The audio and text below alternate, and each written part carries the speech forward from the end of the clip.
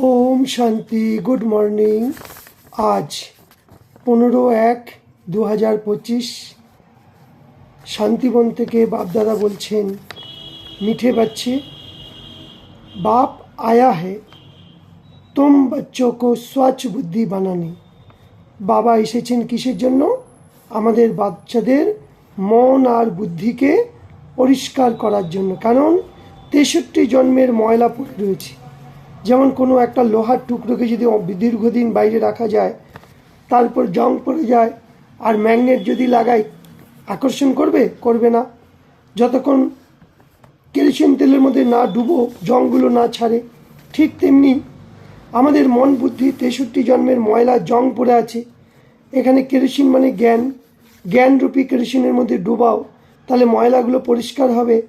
তবেই শিব বাবার সাথে আমাদের কানেকশন হবে। শিব বাবা হলো ম্যাগনেট, চুম্বক, পাওয়ারফুল চুম্বক। এই চুম্বকের দ্বারা আমরা আকর্ষণ হব। তবেই বাবা যে ভালো ভালো কথাগুলো বলছে, তবেই সেগুলো আমাদের বুদ্ধির মধ্যে গেঁথে থাকবে। তাই বাবা বলছে, বাবা এসেছেন বাচ্চাদের সচ বুদ্ধি বানাবার জন্য। যখন সচ বুদ্ধি বনো, তবেই তোমরা মানুষ থেকে দেবতা হবে। प्रश्न, यही ड्रामा का बना बनाया प्लान कौन सा है जिससे बाप भी छूट नहीं सकते? এই ড্রামার মধ্যে এমন কোন বনে বানায়া ড্রামার প্ল্যান বানানো আছে যেটা ভগবানও এখান থেকে মুক্তি হতে পারবে না, বেরোতে পারবে না। ভগবানও ড্রামার বন্ধনের মধ্যে আছে। তা উত্তর, প্রতি কল্পের মধ্যে 5000 বছর পর একটা কল্প হয়। সেই কল্পে বাবা এসে আমাদের বাচ্চাদের কাছে আসে। আর বাবাকে আসতেই হয়। কেন? আমরা সবাই পতিত হয়ে গেছি।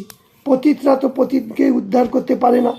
পতিতদের উদ্ধার করবেন একমাত্র পাবন ভগবান, এবার পিওর।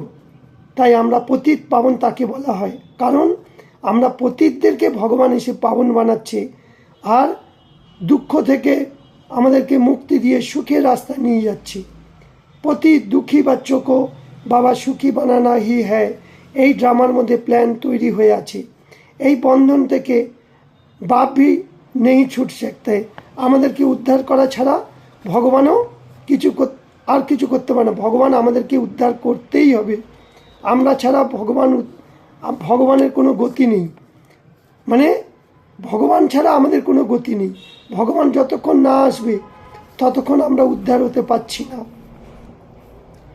প্রশ্ন, দ্বিতীয় প্রশ্ন, পড়ানে वाले बाप की মুখ্য বিশেষতা কি?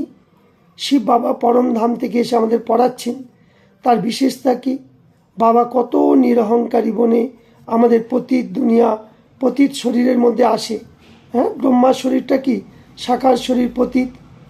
ভগবান এবার পিওর, 100% পিওর। সেই নিরহংকারী দেখো তার কত সুন্দর, তার শরীরে এসে আমাদেরকে জ্ঞানগুলো দিচ্ছে।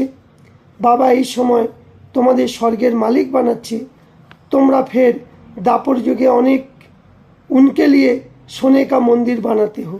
হ্যাঁ, সত্যযুগ আর ত্রেতাযুগ কে বানিয়েছে? শিব বাবা। স্বর্গ আমরা সেখানকার মালিক ছিলাম।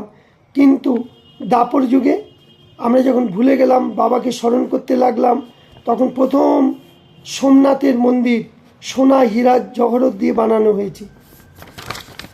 বাবা বলছে, মায়া কা বহুত বড় পাম্প এই দুনিয়াতে, ইসে আপনা মুখ ঘুরিয়ে নাও। সদা এই খুশিতে থাকো, রোমাঞ্চ খালি হয়ে যাবে কি ভগবান আমাকে পড়াচ্ছে। হ্যাঁ, আমি তো পুরুষোত্তম হতে চলেছি, ভাগ্যবান আমি। ভগবান আমাদের পড়াচ্ছে, আমার কত বড় ভাগ্য। আমার মতো ভাগ্যশালী পৃথিবীতে কেউ নেই। বিশ্বকার রাজ্য ভাগ্য নেওয়ার জন্য স্রেফ আমাদেরকে পবিত্র হতে হবে।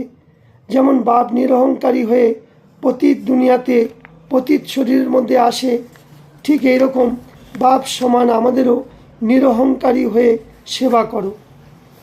বরদান, एक के साथ सर्व रिश्ता निभाने वाले सर्व किनारे से मुक्त সম্পূর্ণ ফরিস্তা ভব। যেমন কোনো জিনিস যখন বানাও, যেমন হালুয়া যখন বানায়, যখন পুরো তৈরি হয়ে যায়, সে করার কিনারা ছেড়ে দেয়।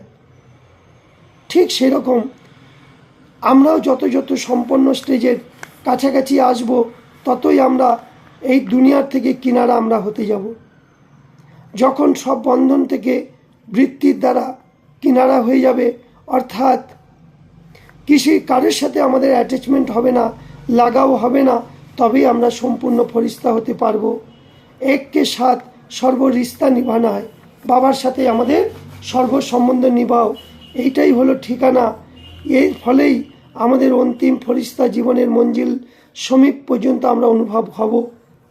তাই বুদ্ধির ভটকনা তখন আমাদের বন্ধ হয়ে যাবে।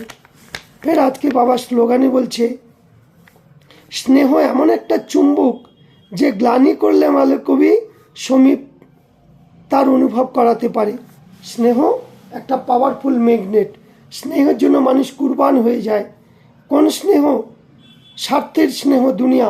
বাবা আমাদের নিঃস্বার্থ স্নেহ, রুহানি স্নেহ দেখাচ্ছি। আপনি শক্তিশালী দ্বারা মনসার দ্বারা সাকাশ দেনে কি সেবা করো। মনসা সেবার জন্য মন বুদ্ধি ব্যর্থ ভাবার থেকে মুক্ত হওয়া দরকার। মন মানা ভাবের মন্ত্রের দ্বারা সহজ স্বরূপ হওয়া যাবে। যেই শ্রেষ্ঠ আত্মাদের শ্রেষ্ঠ মনসা অর্থাৎ সংকল্প শক্তিশালী হয়, শুভ ভাবনা শুভ কামনা वाले হয়, ওই মনসার দ্বারা শক্তিও কা দান দিয়ে শিখতে হয়। তাহলে বাবা কি বলছে? মনসা শক্তির দ্বারা আমরা দেব। তাই বাবা আজকে বলছে, দেখো, একটা হলো পাপের দুনিয়া আর একটা হলো পুণ্যের দুনিয়া, একটা হলো দুঃখের দুনিয়া, একটা সুখের দুনিয়া।